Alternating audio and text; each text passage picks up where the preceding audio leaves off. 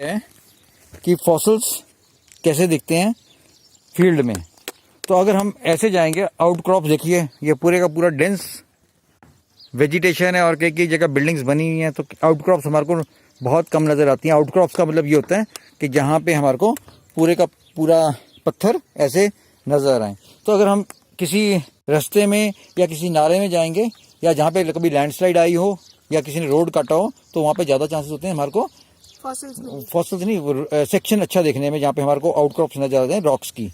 तो उसमें जब हम देखते हैं तो चलते चलते हमारे को देखो, जैसे यहाँ पे आ गए। अब अगर इसमें से बताएगा फॉसिल्स कहाँ पे और किसका है ये, इसको नहीं ऐसे नहीं छेड़ते कभी भी। वो रब करोगे, स्क्रब करोगे तो वो सारा फॉसिल डिस्टर्ब हो सकता है। अब बताओ इसमें से कहाँ नजर आ रहा है तुम्हारे को फॉसिल? ये सारे पेड़ के। और दिया अब आपको यहाँ पे। कहाँ पे? देख इसको ध्यान से और मेरे को बता कहाँ से। लड़की यहाँ पे। अरे रुक जा, अपने आप ध्यान से देख, और ध्यान से देखना है। और किस चीज का है ये फॉसिल? पेड़ का। पेड़ की स्टेम का। देख स्टेम्स हैं ऐसे से, ये देखिए नजर आ रही है ना, ये देखिए भी है, उधर देख सारी जगह है। तो इसका मतलब यहाँ पे क्या था? एक पेड़ भी हो सकता है। ये देख यहाँ पे भी है, पूरे का पूरा। अगर हम इसको यहाँ तक ट्रेस आउट करेंगे, ये देख यहाँ पे भी है। तो कितना बड़ा ये ऐसे एक मीटर। अभी ये जिस पे तू खड़ी है, ये पत्थर जो है इसको बोलते हैं हम सैंडस्टोन। क्या बोलते हैं? सैंडस्टोन। और ये फाइन ग्रेन सैंडस्टोन है। यहाँ पे हमारे को फॉसिल्स बनने के ज्यादा चांसेस होते हैं, क्योंकि ये अगर हम इसकी पेलियो एनवायरनमेंट रिकंस्ट्रक्ट करें, पेलियो एनवायरमेंटल रिकंस्ट्रक्शन का मतलब ये होता है कि पुरानी एनवायरनमेंट जब ये डिपोजिशन हो रही थी यहाँ पे, जब ये पत्थर नहीं था, जब ये रेत था, तब ये रेत था। सैंड को हम रेत बोलते हैं, तो इसको ये रेत था। तो जब ये अगर हम तो सोचो कि किसी रिवर के पास चल रहे हैं तो रेत होता है ना, वो रेत होता है, फिर सिल्ट होता है। इससे छोटा वाला पार्ट को सिल्ट भी बोलते हैं। तो अब यहाँ पे देखोगे, यहाँ पे भी हमारे को काफी अच्छे अच्छे पेड़ मिल रहे हैं। ये स्टेम्स के पीसेस मिल रहे हैं। ये देखो यहाँ पे ये पूरे का पूरा ये मिल रहा है। तो कितना अच्छा यहाँ पे एक्सपोजर है। और ये करने से यहाँ पे हमारे को काफी मात्रा में हमारे को ये देखो पूरे का पूरा ये सारा का सारा हमारे को पेड़ के अवशेष मिल रहे हैं। यहाँ पे देखो ये, तो ये देखो यहाँ पे भी। और एक मिनट हटो जरा और देखते हैं। तो ये सारे का सारा हम यहाँ पे ये कह सकते हैं कि ये देखो यहाँ पे देखो कितना अच्छा है ये तो बिल्कुल ही लग रही है ना पूरी स्टेम है। ये देखो पूरी का पूरा लग रहा है स्टेम। और यहाँ से ये देखो ये भी कंटिन्यूड है यहाँ पे।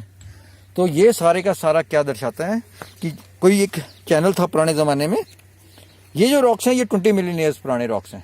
अब तुम बोलोगे 20 मिलियन ईयर्स कैसे बोलते हो?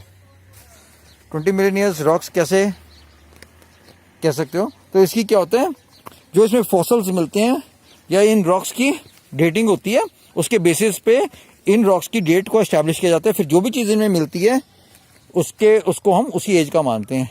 तो इसमें हमारे को पहले काफी कैरोफाइट्स मिले थे, और उन कैरोफाइट्स की जो डेट थी वो अप्रोक्सीमेटली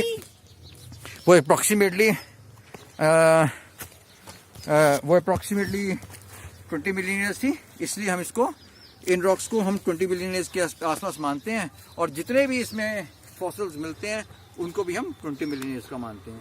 तो ये छोटे छोटे स्टेम्स हमारे को मिल रहे हैं यहाँ पे। और हमारे को 55 फीट का मतलब हो गया अप्रोक्सीमेटली 20 मीटर्स 30 मीटर्स के भी हमारे को पेड़ यहाँ पे मिले हैं।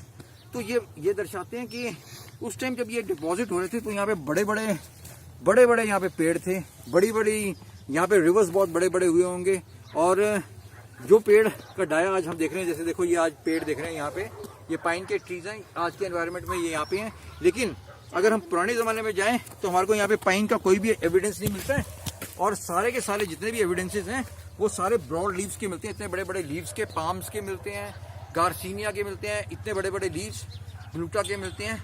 तो वो सारी की सारी जो हमारे को जो एनवायरनमेंट है वो ये बताते हैं कि सारी की सारी जितनी भी एनवायरनमेंट थी वो इक्वेटोरियल क्लाइमेटिक कंडीशंस थी, इक्वेटर के पास थी, जहाँ पे हॉट ह्यूमिड क्लाइमेटिक कंडीशंस थी। और उसके कारण वहाँ की जो वेजिटेशन थी ब्रॉड लीव्स थी। और वो सारे के सारे हमारे को पुराने फॉसिल्स मिलते हैं यहाँ पे। इससे ये पता लगता है at the time of deposition of this environment, ये जो कसौली फॉर्मेशन जो हम रॉक्स यहाँ पे देखते हैं ये इक्वेटर के आसपास थे। तो इक्वेटर के आसपास होने से अगर ये 20 मिलियन ईयर्स के आसपास इक्वेटर के पास थे, और अगर आज हम ये यहाँ पे हैं, ये अबाउट पहले ये जब डिपॉजिट हो रहे होंगे तो ये 4 डिग्रीज से 11 डिग्रीज नॉर्थ ऑफ इक्वेटर थे। और अब जो है ये 29 डिग्रीज नॉर्थ हैं। तो अप्रॉक्सीमेटली अगर हम डिग्रीज के हिसाब से देखें तो ये 21 डिग्रीज के करीब मूव कर चुके हैं, या 18 डिग्रीज के करीब मूव कर चुके हैं। तो मतलब काफी इसमें नॉर्थवर्ड मूवमेंट जब ये हो रही थी 20 मिलियन ईयर्स के आसपास, और लेके आज तक, तो इसकी जो हिमालयस की जो ये जो सेडिमेंट्स थे ये डिपॉजिट हो रहे थे 20 मिलियन ईयर्स के आसपास। उसके बाद जब इंडिया टकराया इसके साथ, उन सेडिमेंट्स के साथ, और फिर उसने आगे को इसको धकेला और फिर चाइना के साथ टकरा के ये स्क्वीज अप होके जैसे ऐसे टकरा रहा था, इसके बीच में जो भी सेडिमेंट्स आ रहे थे, अगर ये इंडिया है, यहाँ पे अगर ये कसौली के सेडिमेंट्स इंडोनेशिया और अंडमान निकोबार आइलैंड के पास यहाँ पे थे, फिर इनसे टकराया, इनको घसीट के, अगर ये चाइना था यहाँ पे, इन सेडिमेंट्स को घसीट के लाके यहाँ पे इसने ऐसे खड़ा कर दिया, और ये चाइना के साथ टकरा के ऐसे हिमालयस की उत्पत्ति होगी। अगर हम इसको इंडिया मान लें, अगर हम इसको ऐसे मान लें, इंडिया ये है, तो ये सेडिमेंट्स थे यहाँ पे पहले से, तो यहाँ से ये टकराया, इसने ये उठा दिया, और फिर ये उठा के यहाँ पे चाइना के पास लाके इसने ऐसे हिमालयस, तो इस तरह से हिमालयस की उत्पत्ति हुई है। तो ये जियोलॉजिकली देखें काफ़ी इंटरेस्टिंग चीज़ है। अगर इन फॉसिल्स को हम प्रिजर्व कर लें तो काफ़ी लोग, बच्चे लोगों को ये हिमालयस की उत्पत्ति के बारे में बताने के लिए बहुत आसानी हो जाएगी। और यही नहीं, जो साइंटिफिक एविडेंसेस हैं, geology of Himalayas very complex, इन सब चीज़ों के बारे में कोई मैंने नहीं रह जाएगा, और हम एनवायरनमेंट को बहुत अच्छी तरह से समझ पाएंगे। एवोल्यूशन ऑफ हिमालयस एक जो बहुत पेचीदा सा सवाल है, और इसके बारे में बहुत तरह तरह की भ्रांतियाँ हैं, तरह तरह की एजेस हैं, उनको भी समझने में कोई हर को आसानी हो जाएगी, और हम एक ऐसी सिंप्लीफाइड वे में हिमालयस को एक्सप्लेन कर पाएंगे ताकि एक बच्चा भी इसको आसानी से समझ सके और अपने आप उसको उसके साथ इन रॉक्स के साथ जोड़ सके, कि इतने प्यारे रॉक्स हैं। अभी तो यहाँ पे वेजिटेशन के कारण, ये बरसात के कारण काफ़ी वेजिटेशन आ गई है, ग्रीनरी आ गई है, तो ये कवर्ड है। लेकिन ये देखिए सारे का सारा ये कसौली सैंडस्टोन है, बहुत फाइन ग्रेन्ड है। ये जितनी भी कसौली कैंटोनमेंट आज से कोई 100 साल पहले जब अंग्रेजों यहाँ पे आए थे, उन्होंने बसाने की सोची, तो सारे के सारे ये कसौली सैंडस्टोन से ही बने हैं। लेकिन उन्होंने भी ये प्रेरणा जो ली थी कसौली सैंडस्टोन को बनाने की, वो उससे पहले से ही यहाँ पे सैंडस्टोन की माइनिंग होती थी। और 500-600 साल पहले जितने भी हमारे ये फोर्ट्स बने हैं, चाहे वो मलौन का किला था, चाहे वो बनासर का किला था, चाहे वो पंसिंगों का किला था, इन सब में सैंडस्टोन की यूटिलाइजेशन बहुत स्ट्रांग हुई है। तो ये कहना कि सिर्फ जो इंजीनियरिंग पॉइंट ऑफ व्यू से सिर्फ जो ब्रिटिशर्स आए थे यहाँ पे उसी के कारण यहाँ पे इतनी डेवलपमेंट हुई है, नहीं, उससे पहले भी 500-600 साल पहले ही सैंडस्टोन की यूटिलाइजेशन हमारे फोर्ट्स में, जो यहाँ पे ट्रेडिशनल फोर्ट्स हुआ करते थे, उसमें बहुत अच्छी हो चुकी है। तो वो और यहाँ की जो बिल्डिंग्स, तो ये दोनों का दोनों मिश्रण अगर हम देखें तो ये क्रेडिट सिर्फ अंग्रेजों को ही नहीं आता, उन्होंने अच्छा आर्किटेक्चर प्रस्तुत किया, लेकिन उससे पहले भी जो फोर्ट्स थे हमारे, वो बहुत अच्छे सैंडस्टोन्स के कारण ये हमारे पूर्वजों ने बना रखे थे। और उनका जो मिश्रण था, जो सीमेंट वहाँ पे सीमेंट नहीं होता था, वहाँ पे रेत नहीं होता था वहाँ पे, तो उन्होंने लाइमस्टोन और क्ले को बर्न करके कैसे उसका एमैल्गमेशन किया है और उसको सीमेंटिंग मटेरियल यूज़ करके उन फोर्ट्स में यूज़ किया है, जो आज तक कायम है और अच्छी हालत में है। और ये जो कसौली सैंडस्टोन की बिल्डिंग्स हैं, चाहे वो CRI है, चाहे वो आप जितनी भी यहाँ पे ओल्ड आर्मी कैंटोनमेंट में जगह देख सकते हैं, और सारी की सारी उसी से प्रेरित है। कसौली सैंडस्टोन बड़ा वैल्यूबल सैंडस्टोन है माइनिंग के हिसाब से। नमस्कार, और क्या हाल है? ठीक है, बहुत ठीक है। तो अगर हम देखें कि कसौली सैंडस्टोन की महत्वता 500-600 साल पहले ही हमारे पूर्वज जानते थे। इतने बेहतरीन फोर्ट्स बनाए हैं जो आज तक नहीं गिरे हैं, हालांकि वो गवर्नमेंट ने बिल्कुल नेगेट कर दिए हैं, ना उनकी टूरिज्म पॉइंट ऑफ व्यू से, ना ही उनकी आर्कियोलॉजिकल पॉइंट ऑफ व्यू से, ना ही हिस्टोरिकल पॉइंट ऑफ व्यू से हमारी गवर्नमेंट ने उनको देखा है।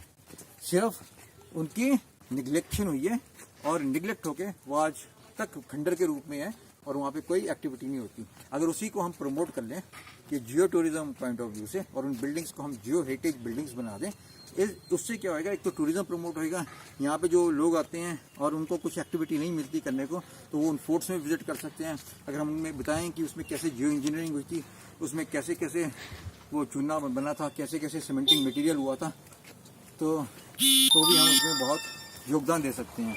तो इस तरह से अगर हम करेंगे तो एक कल्चरल हेरिटेज को हम जागृत कर सकते हैं। अपने जो यहाँ के लोग हैं उनमें ये जागृत कर सकते हैं कि अंग्रेज़ों के आने से पहले भी यहाँ पे बहुत अच्छी साइंस डेवलप थी, और जिसके कारण हम बहुत अच्छी तरह रहते थे, और उन्होंने सिर्फ उसको थोड़ा सा मॉडिफाई किया। कसौली की सैंडस्टोन बहुत इफेक्टिव है, इसको अगर हम हार्नेस करें, इसकी जियोलॉजी को, इसके जियोलॉजिकल रिसोर्सेज को, इसकी पेलियोलॉजिकल एविडेंसेस को, तो हम एक बहुत रिमार्केबल काम कर सकते हैं जियो टूरिज्म प्रमोट करने के लिए।